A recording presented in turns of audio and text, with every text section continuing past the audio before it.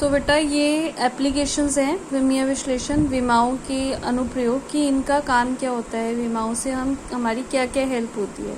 तो सबसे पहली जो एप्लीकेशन वो है समीकरण की विमीय सत्यता की जांच करना।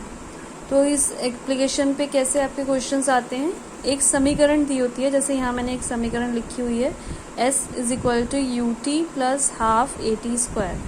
तो कोई भी समीकरण आ सकती है कि क्वेश्चन आ सकती है और उसकी जांच करनी होती है हमें, और ये बताना होता है कि समीकरण सही है या नहीं है, सत्य है या असत्य है। तो जांच करने का तरीका क्या है कि लेफ्ट साइड की विमा लिख लेते हैं और राइट साइड की विमा लिख लेते हैं। लेफ्ट और राइट साइड की विमा अगर इक्वल आती है इट मीन्स जो समीकरण है, इक्वेशन है, वो सत्य है, और अगर इक्वल नहीं आती इट मीन्स समीकरण ठीक नहीं है। और ये जो प्लस का साइन आ रहा है बीच में, इसका मतलब ये है कि ये S जो है, S की विमा UT के भी इक्वल होनी चाहिए, S की विमा ½ AT² के भी इक्वल होनी चाहिए। इसी तरीके से अगर और भी साथ में प्लस में या माइनस में कुछ भौतिक राशियाँ होती तो ये S की विमा उन सब के अलग अलग इक्वल होती। तो सबसे पहले हम जो भौतिक राशियाँ इस समीकरण में यूज़ हुई हैं उनकी विमा लिख लेंगे। एक तो S हुआ है, S यानी कि दूरी, तो इसके लिए जो विमा है वो है L। फिर उसके बाद एक U यूज़ हुआ है, U, ये समीकरण जो है ये गति की समीकरण है जो आप 9th क्लास में कर चुके हो। तो U जो होता है वो वेग होता है, वेग यानी कि चाल, इसकी विमा LT-1। T समय होता है, इसकी विमा T। और A त्वरण होता है, इसकी विमा LT-2। तो ये हमने सबकी विमाएं लिख ली। अब लेफ्ट साइड की विमा, लेफ्ट साइड पे इक्वेशन में क्या है S, तो S की विमा L। अब जो भी राइट साइड में टर्म्स हैं, जैसे एक UT है, इसकी विमा भी S के इक्वल आनी चाहिए, मतलब L आनी चाहिए। ½ AT² है, इसकी विमा भी S के इक्वल, मतलब L आनी चाहिए। अगर ऐसा होता है तो ये समीकरण सत्य है, अदरवाइज असत्य है। तो अब हम देखते हैं राइट साइड में UT है, U वेग LT-1, साथ में T समय T। तो ये T-1, ये T+1, -1 और +1 0। तो यहाँ सिर्फ क्या बच गया L।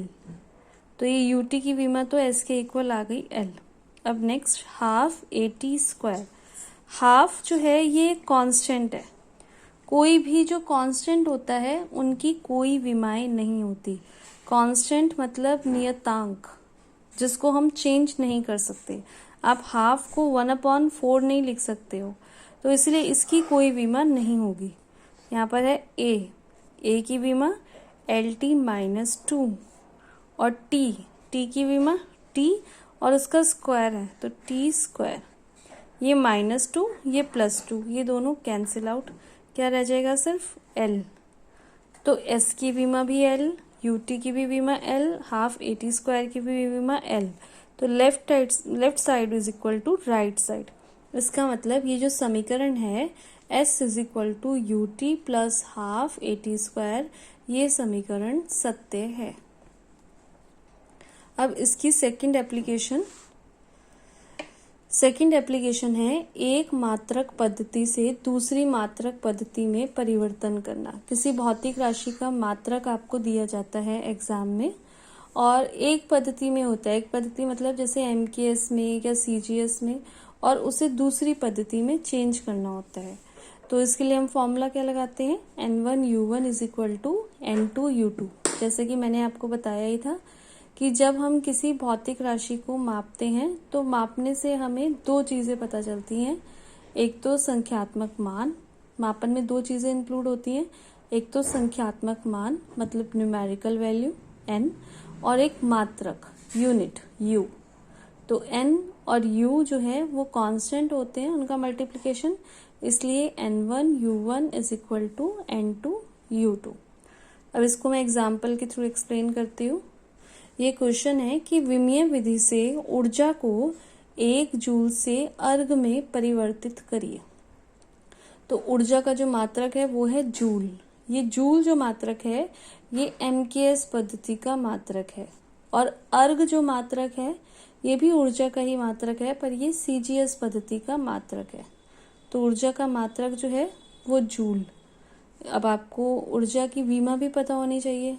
विमा नहीं पता तो आप इसके लिए क्या कर सकते हैं, आपको ऊर्जा का फॉर्मूला याद होना चाहिए।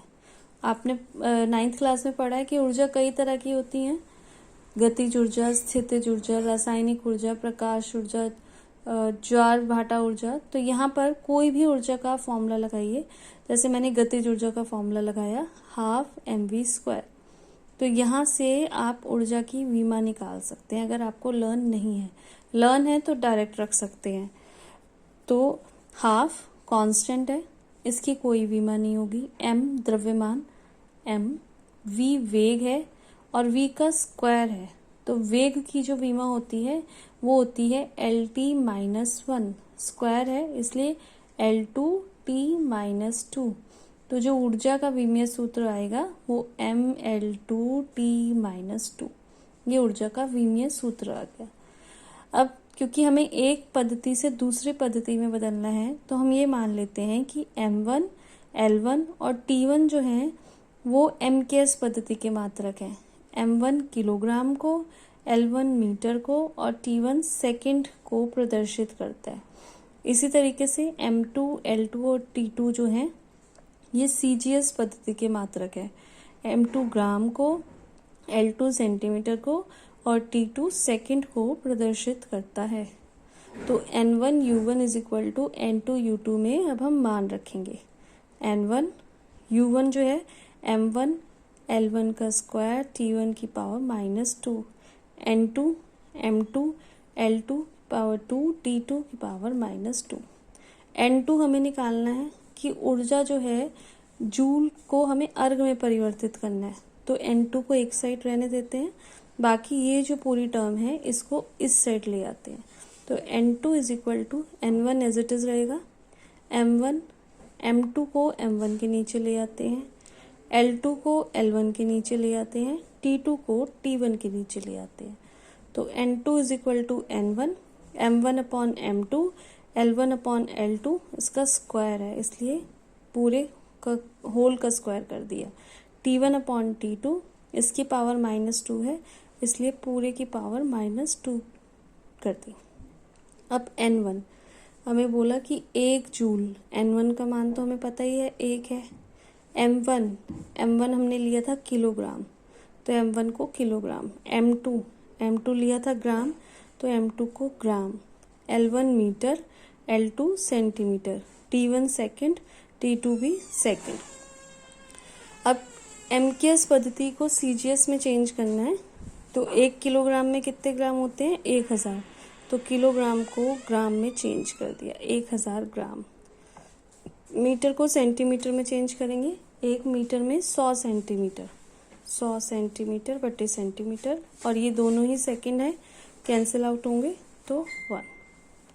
ये ग्राम से ग्राम जाएगा तो 1000 में 3 जीरो है, 1 2 3, इसलिए इसे 10 की घात 3 भी लिख सकते हैं। 100 सेंटीमीटर, 100, इसमें 10 की घात इसे 2 लिखेंगे क्योंकि 2 जीरो है, और फिर उसका स्क्वायर भी है तो इसलिए 10 की घात 4, और ये 1 है, 1 की घात -2 का भी आंसर जो होता है वो 1 ही होता है। तो 10 की घात 3 और 10 की घात 4 ये दोनों जुड़ के आ गए 10 की घात 7 अर्ग। तो इसका मतलब जब विमीय विधि से ऊर्जा को 1 जूल से हम अर्ग में परिवर्तित करते हैं तो 1 जूल बराबर जो है वो 10 की घात 7 अर्ग के बराबर आएगा।